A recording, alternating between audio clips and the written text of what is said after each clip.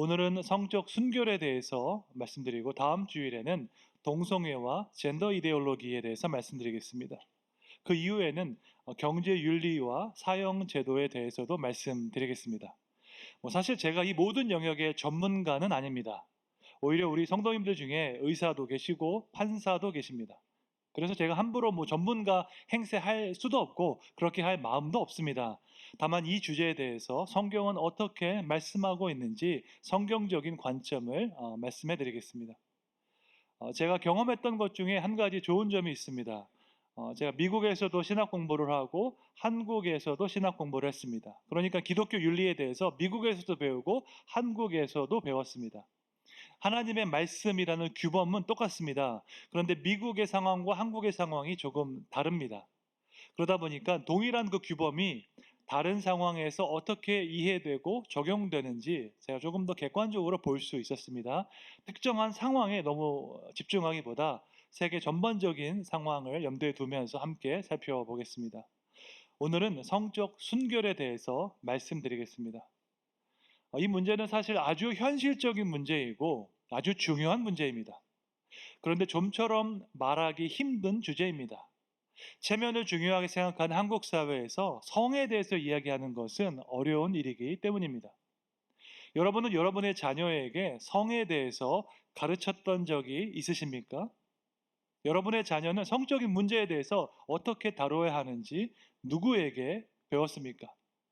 많은 경우 우리 자녀들이 성적인 문제를 친구들에게 배웁니다. 아니면 인터넷에서 배웁니다. 그런데 이것이 문제입니다. 인터넷에서 나와 있는 내용들이 성경적인 관점과 다르기 때문이지요. 세상이 말하는 성의 의미와 성경이 말하는 성의 의미는 완전히 다릅니다.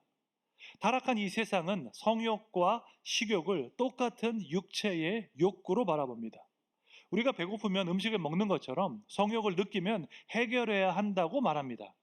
이것은 성적 결합을 단순히 육체적으로만 보는 관점입니다. 세속주의자들은 눈에 보이는 것만을 믿기 때문에 성적인 문제를 순전히 육체적인 문제로만 생각합니다.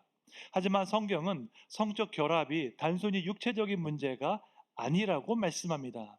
인간의 영혼과 육체는 하나로 연결되어 있기 때문에 나눌 수 없는 관계이기 때문에 성적 결합은 육체적인 문제인 동시에 영적인 문제입니다.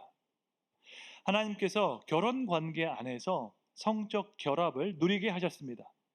하나님께서 만드신 모든 것은 선하기 때문에 부부 사이의 성적 결합은 선하고 아름다운 것입니다.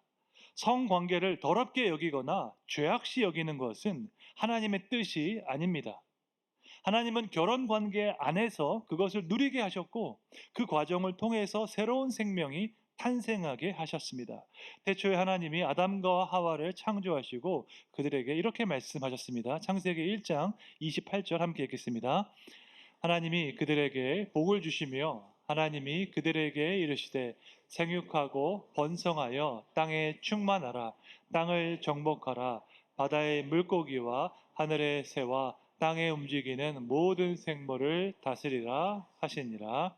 아멘. 생육하고 번성하여 땅에 충만하라는 말씀은 인간에게 주신 하나님의 첫 번째 명령이었습니다. 그러므로 결혼해서 자녀를 낳고 자녀를 키우는 것은 하나님의 말씀에 순종하는 것입니다. 임신과 육아는 단순한 고생이 아니라 주님의 말씀에 순종하는 것입니다. 이것은 하나님 앞에서 고귀한 일이고 아름다운 일입니다. 부부간의 성적 결합을 통해서 새로운 생명이 탄생하는 것은 하나님의 신비입니다. 여기에는 분명한 질서와 순서가 있습니다. 결혼이 제일 우선이고 그 다음이 성적인 결합, 그리고 그 다음이 생명의 탄생입니다. 이것이 바로 하나님께서 제정하신 창조 질서입니다. 그런데 타락한 인간은 이 질서를 무시하거나 부정합니다.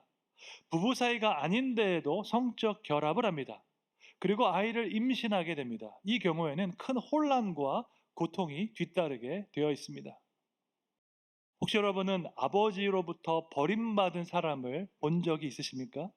경제적인 이유든 가정적인 이유든 아버지에게 버림받은 사람을 만나본 적이 있습니까? 저는 몇 번 있습니다. 대학 친구 중에서도 보았고 먼 친척 중에서도 보았습니다. 아버지에게 버림받은 사람은 어떤 마음으로 세상을 살아가게 될까요? 나를 가장 사랑하고 나를 가장 보호해 줘야 하는 그 존재로부터 버림받으면 그 마음이 어떨까요? 큰 아픔과 상처를 가지고 살아가게 됩니다. 아버지에 대해서 분노하기도 하고 이 세상에 대해서 원망하는 마음도 있습니다. 충분히 이해할 수 있죠. 아버지에게 버림받았는데 그 마음이 정상일 수가 없습니다.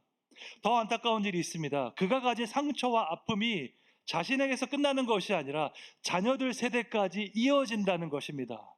아버지로부터 사랑을 받아본 적이 없는데 내가 어떻게 아버지로서 자녀를 사랑할 수가 있을까요? 어려운 일입니다. 이것이 바로 하나님의 창조 질서를 어긴 죄의 심각성입니다. 우리가 하나님의 창조 질서를 말할 때 동성애를 많이 말합니다. 물론 맞는 말입니다. 동성애는 하나님께서 디자인하신 성의 모습을 완전히 왜곡한 것입니다. 이것에 대해서는 다음 주일에 말씀드리겠습니다. 그런데 비단 동성애만이 아닙니다. 부부 사이가 아닌데 성적 결합을 하는 것도 하나님의 창조 질서를 어긴 것입니다. 하나님의 창조 질서를 어겼을 때에는 거기에 따른 아픔과 상처가 있습니다. 안타깝게도 그로 인한 가장 큰 피해자는 당사자가 아니라 아무 잘못 없는 그 아이들입니다. 하나님은 성적 결합에 대한 분명한 규범을 세우셨습니다. 한 남성과 한 여성이 결혼을 합니다. 오직 부부만이 성적 결합을 할 수 있습니다. 그것을 통해서 새로운 생명이 탄생하게 됩니다. 이것이 인간의 행복을 위한 하나님의 창조 질서입니다. 이 질서를 지키면 하나님께서 의도하신 그 축복과 행복을 느낄 수 있습니다. 하지만 이 질서를 무시하거나 부정하면 큰 아픔과 상처를 경험하게 됩니다. 제가 결혼식에서 주례를 하게 되면 항상 하는 말이 있습니다. 결혼은 계약이 아니라 언약이다라는 사실을 강조합니다. 세상 사람들은 결혼을 계약이라고 생각합니다. 부동산 계약 맺고 근로계약 맺듯이 신랑 신부가 상호 간에 합의해서 결혼하는 것, 그것이 계약하는 것이 결혼이라고 생각합니다. 상호 간에 합의해서 결혼했으니까 얼마든지 상호 간에 합의해서 헤어질 수도 있다고 생각합니다. 하지만 성경은 결혼을 계약이 아니라 언약이라고 말씀합니다. 언약은 두 사람이 맺는 것이 아니라 하나님께서 그 약속의 증인이 되십니다. 하나님을 증인으로 해서 맺는 그 영원한 약속이 바로 언약입니다. 성경에 보면 하나님께서 이스라엘 민족과 언약을 맺고 그것을 기념하는 예식을 제정하셨습니다. 구약에 보면 출애굽 사건을 기념하기 위해서 유월절 절기를 지켜 행하라고 말씀하십니다. 신약에 보면 십자가 사건을 기념하기 위해서 성찬식을 지켜 행하라고 말씀하십니다. 마찬가지로 우리가 결혼을 언약으로 본다면 그 언약을 기념하는 예식이 있습니다. 구약에서 유월절을 지키고 신약에서 성찬식을 지키는 것처럼 부부 사이에도 그 결혼 언약을 기념하는 예식이 있습니다. 그것이 바로 성적 결합입니다.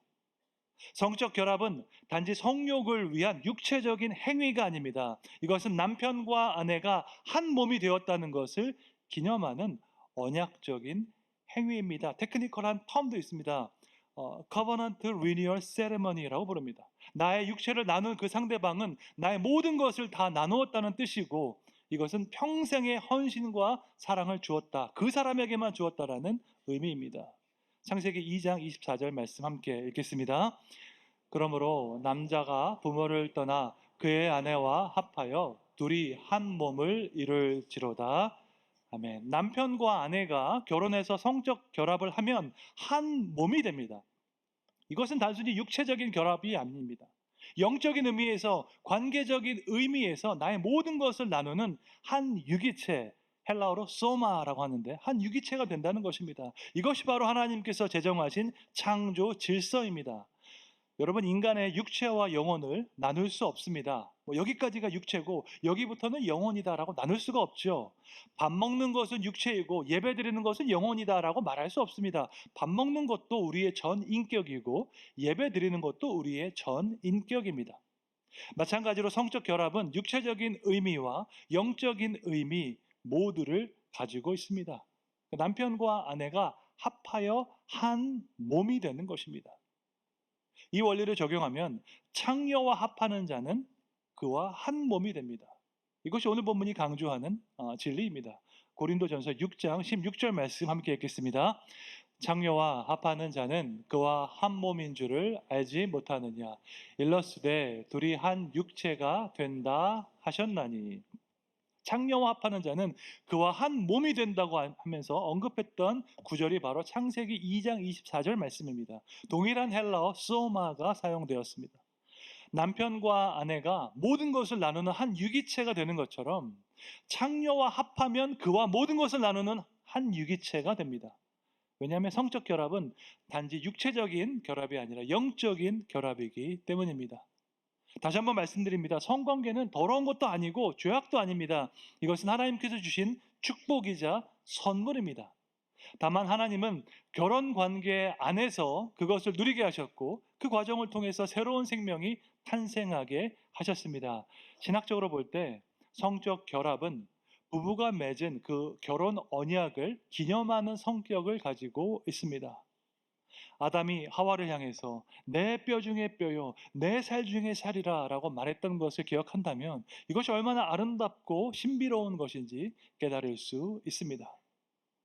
하나님을 믿지 않는 세상 사람들이 성적 결합을 가볍게 여기는 데에는 다 이유가 있습니다. 성경이 육체를 바라보는 관점과 세상 사람들이 육체를 바라보는 관점은 완전히 다르기 때문입니다. 하나님을 믿지 않는 자들은 죽음과 함께 육체가 사라진다고 생각합니다. 어차피 사라질 몸을 아껴서 뭐 하겠습니까? 즐길 수 있을 때 실컷 즐겨야 한다고 생각하며 몸을 함부로 사용합니다. 하지만 우리는 육체의 부활을 믿습니다. 죽음과 함께 육체가 다 사라진다고 믿지 않습니다. 이 땅에서의 삶과 영원한 삶이 이어진다는 것을 우리는 알고 있습니다. 육체는 사라지지 않고 영원히 존재하기 때문에 우리가 주님 앞에서 순결하게 살고자 노력해야 하는 것입니다. 고린도전서 6장 14절 함께 읽겠습니다. 하나님이 주를 다시 살리셨고 또한 그의 권능으로 우리를 다시 살리시리라.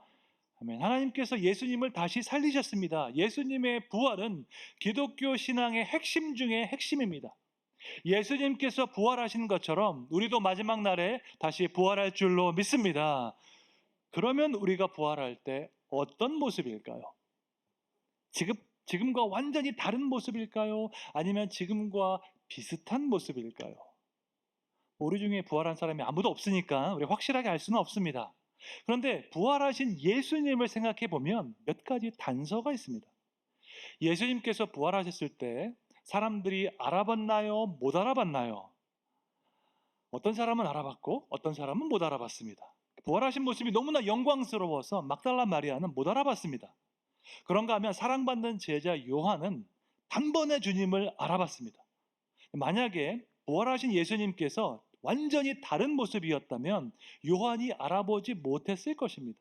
근데 요한은 부활하신 예수님을 알아봤습니다. 이 말은 부활하신 예수님과 그 이전의 모습이 상당히 비슷하다는 뜻입니다. 조금 더 쉬운 질문을 하겠습니다. 예수님께서 부활하셨을 때 못자국과 창자국이 있었나요? 없었나요? 있었습니다.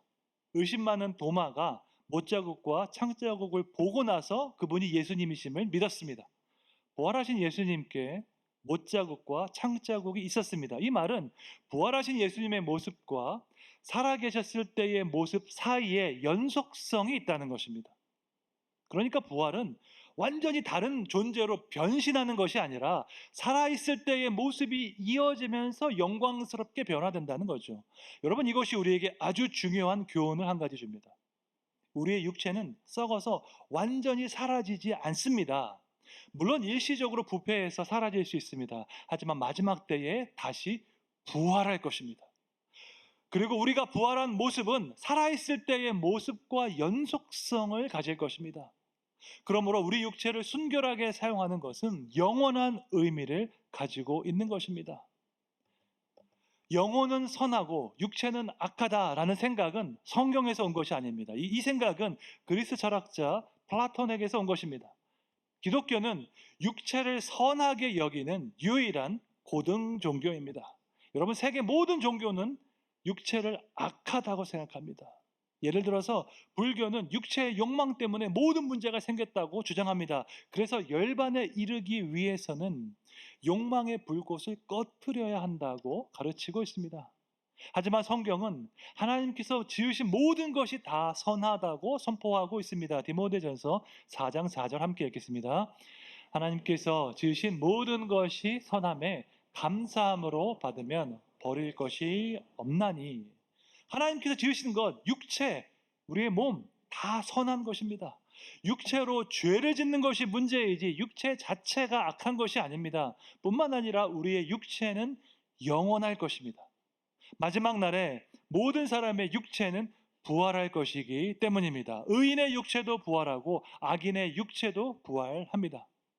그리고 부활한 그 육체의 모습은 지금의 모습과 연속성을 가지고 있습니다.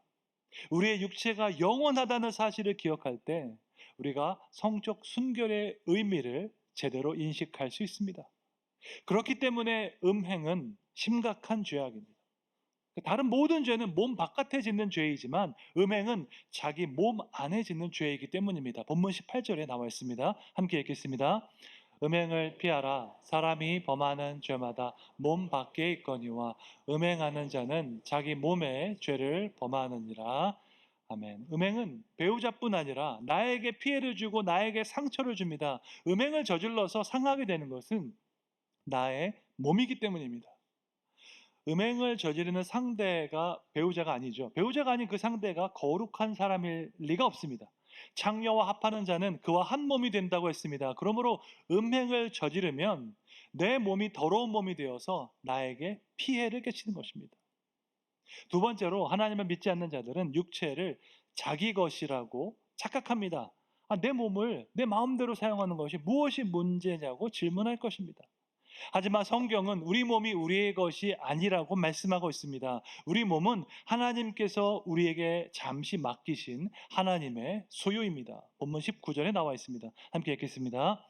너희 몸은 너희가 하나님께로부터 받은 바 너희 가운데 계신 성령의 전인 줄을 알지 못하느냐? 너희는 너희 자신의 것이 아니라. 아멘. 우리 몸은 우리의 것이 아닙니다. 하나님께서 일정 기간 동안 우리에게 맡기신 것입니다. 우리는 우리 몸을 일정 기간 동안 사용할 수 있는 그 권한을 위임받았을 뿐입니다. 사실 우리가 가진 모든 것이 주님께서 일정 기간 동안 맡기신 것입니다. 우리의 건강, 재능, 시간, 돈 모두 다 여기에 해당됩니다. 예를 들어서 우리의 재능이 영원하지 않습니다. 젊었을 때 그렇게 머리가 좋던 사람도 나이가 들면 깜빡깜빡합니다. 기억력도 예전 같지 않고 판단력도 예전 같지 않습니다. 또한 우리의 돈도 영원하지 않습니다. 물질의 축복이 영원한 것이 아니기 때문에 하나님께서 물질을 맡기셨을 때 그분의 뜻대로 사용해야 합니다. 나중에 다 지나서 그때 돈 있을 때 좀 잘할 걸 후회해도 소용이 없습니다. 마찬가지로 우리의 육체 역시 일정 기간 동안 맡기신 것입니다. 내 몸이 내 것이 아니라는 사실을 기억한다면 우리의 육체를 소중하게 다루게 됩니다. 우리의 몸은 우리의 소유가 아닙니다. 하나님께서 값을 치르시고 우리를 사셨습니다. 본문 20절에 나와 있습니다. 함께 읽겠습니다. 값으로 산 것이 되었으니 그런즉 너희 몸으로 하나님께 영광을 돌리라. 아멘. 이 개념을 신학적인 용어로 속량이라고 부릅니다. 고대 사회에서 노예를 해방하기 위해서는 값을 치르고 그의 소유권을 사왔습니다. 나의 소유로 만든 이후에 자유를 선포해 주었습니다. 값을 치르고 소유권을 사와서 자유를 주는 그 개념이 바로 속량, 영어로 하면 redemption입니다. 우리의 몸은 우리의 것이 아닙니다. 십자가의 보혈로 값을 치르고 하나님께서 우리의 소유권을 사신 줄로 믿습니다. 그러므로 우리는 하나님께 속한 자가 되었습니다. 하나님은 우리에게 자유를 주기 원하십니다. 죄의 노예, 사탄의 노예로 고통받는 것이 아니라 진정한 자유자가 되어서 하나님의 선한 뜻에 동참하기를 원하십니다. 우리 몸이 우리의 것이 아닌 것을 기억하면서 우리를 속량하신 하나님의 뜻대로 거룩하게 살아가는 여러분 되시기를 주님의 이름으로 축원합니다. 오늘 본문의 핵심은 단순히 성적 순결만은 아닙니다. 성적 순결을 통해서 강조하고자 했던 핵심 메시지가 있습니다. 그것은 바로 진정한 자유입니다.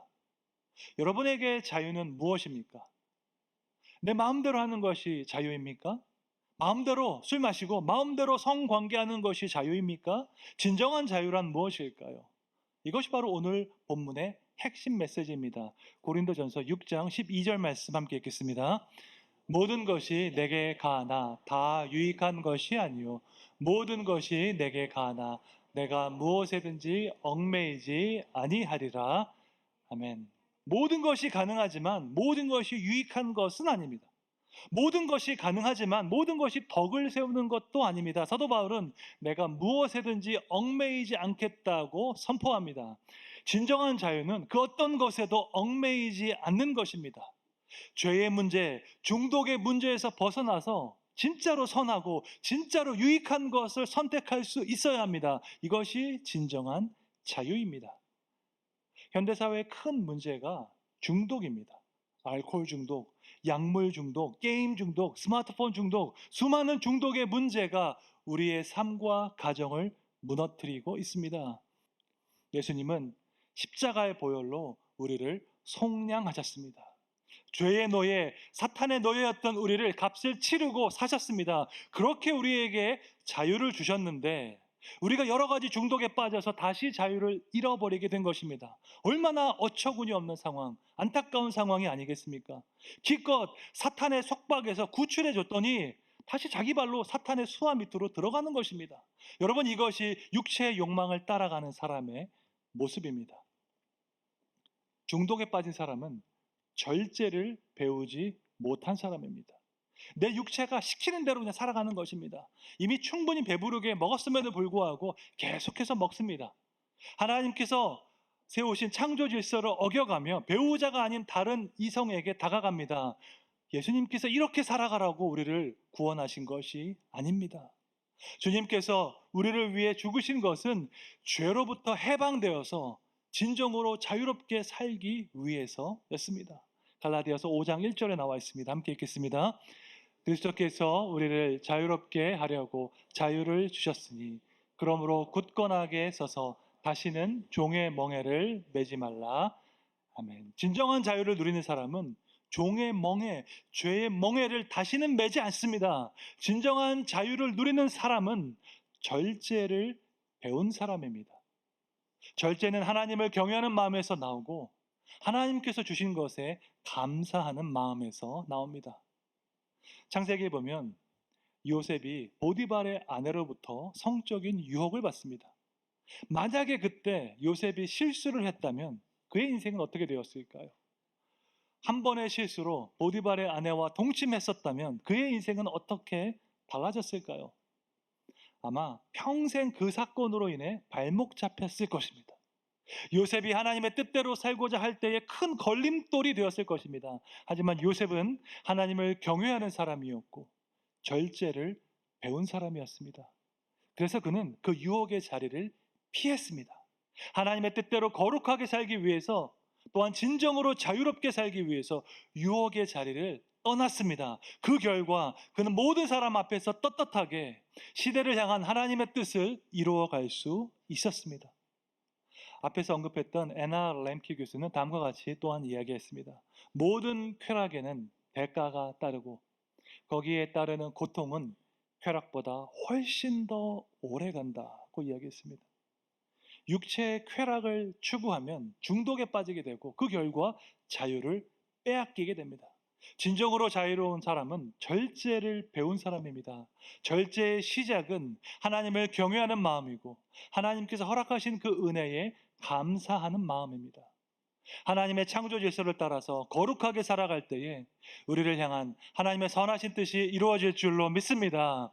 성적으로 순결한 삶을 살아가서 이 세상 가운데 하나님의 선한 뜻이 얼마나 아름다운지 보여주는 선한 증거가 되시기를 주님의 이름으로 축원합니다.